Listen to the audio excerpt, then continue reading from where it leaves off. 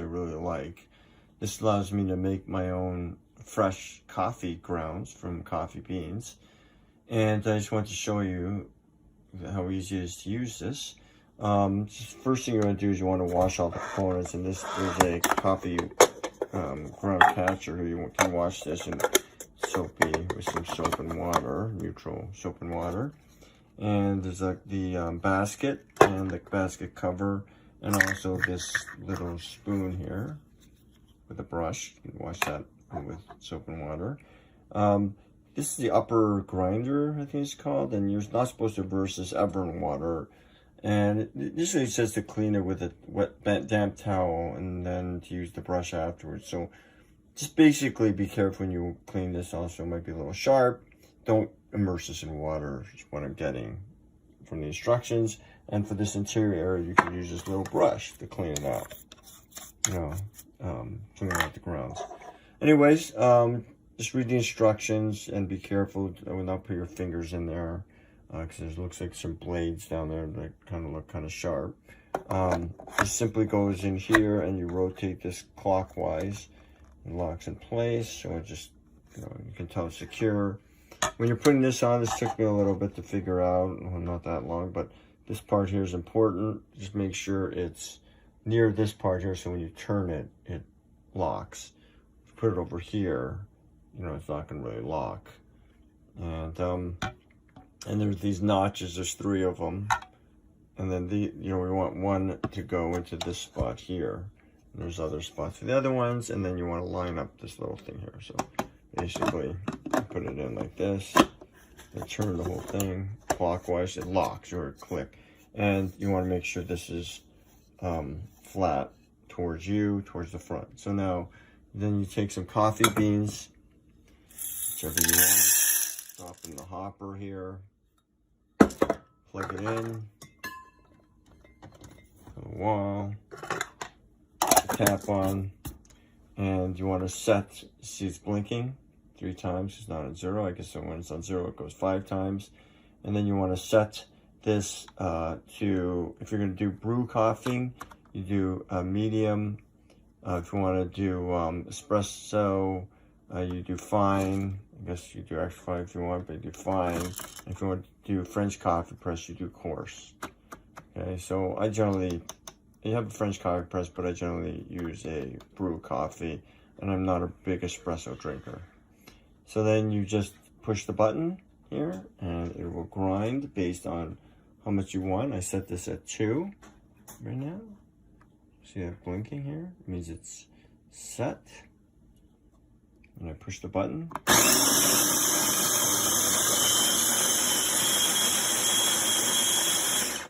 It stops automatically based on how much I want. Say I want more.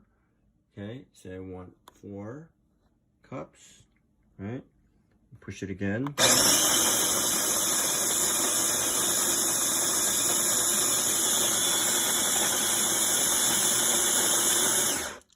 Goes longer. And then when I'm done, you don't have to set to 0, but I will. And I pull it out. And I look at mine, and I have some nice medium ground coffee. Looks beautiful. Kind of reminds me of my pencil sharpener. And I'll just add this to my coffee and have some delicious coffee. So I recommend this Sboly coffee bean grinder. I really like it. Simple to use, simple to clean. Looks nice on my counter along with other appliances I have. And thank you for listening to my review. Good morning. I'm here to show you this morning just how quick and easy it is to use this new Sboly coffee grinder that I just purchased. Right up here you can set your grind anywhere between extra fine to coarse. And there's instructions in the book that kind of give you an idea of where your coffee grind should be. I keep mine right around medium, a little bit finer than medium. And then I have my coffee beans filled in the storage area here. And then all I do is set my grinder to the amount of cups I want to brew. I use a single serve brewer.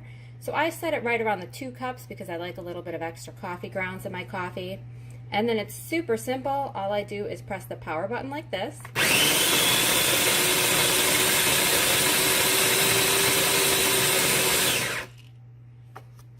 That quickly it grinds my coffee. I pop the canister out like this.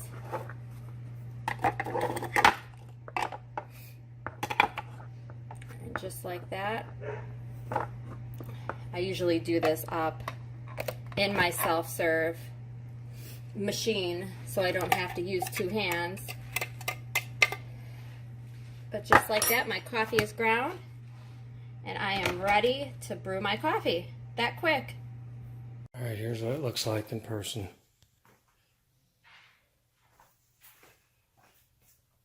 Look cool, you can say how many numbers of cups you want. If you just want enough for 1 cup, you can put this to right between 0 and 2 and get you just 1 cup. I'm going to do it for 6 for now. And, I filled it up. So we like our coffee grounds really fine. Always liked them that way. So let's go ahead and set this to 6 and let's...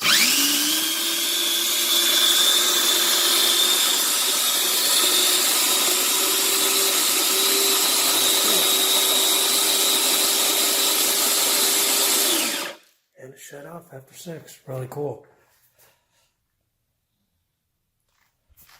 Yeah, this is way better than what we have, so this is a huge improvement. So that's what it looks like versus me taking a photo of it.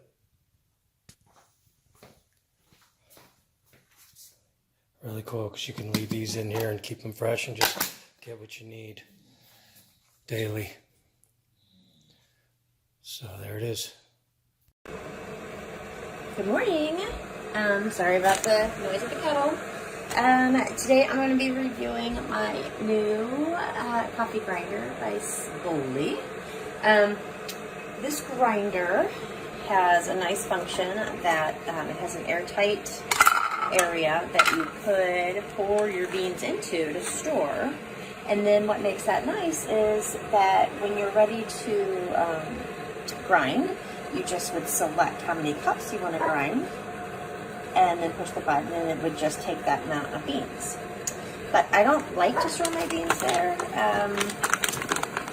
Even though it says it's airtight, I prefer to make sure. It also comes with this handy little scoop and brush. This scoop is a tablespoon and it holds about 7 grams of beans. So today I'm going to put in about 4 scoops and just a touch more for about 30 grams. Okay.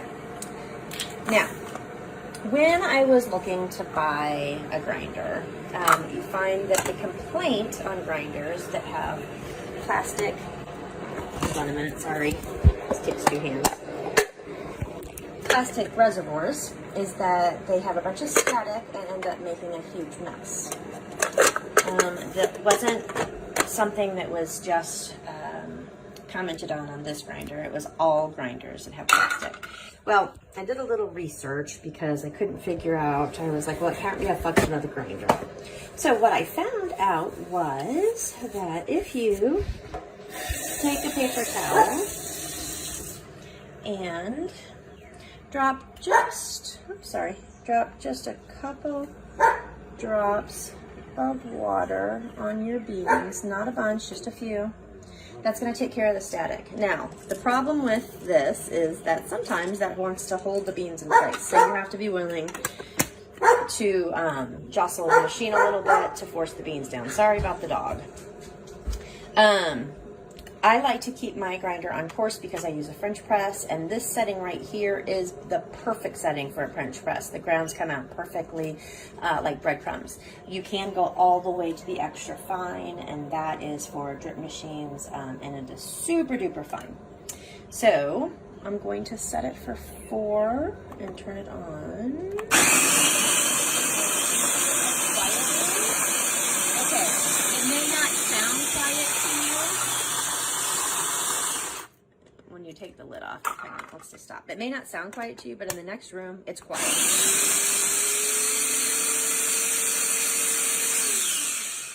Had I not opened it up, it would have stopped. It restarted itself. Okay, so you ready?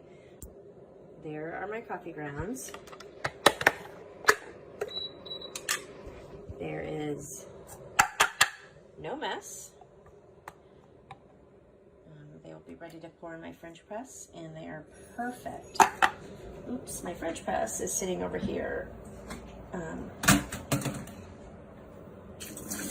Getting time with hot water. Show you here.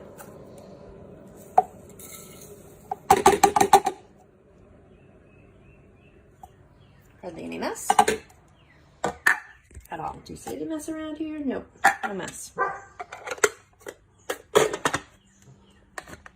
Pop that back in, and that's ready to store, and this is ready for my water that actually just went off. So I'm going to pour that in, and in about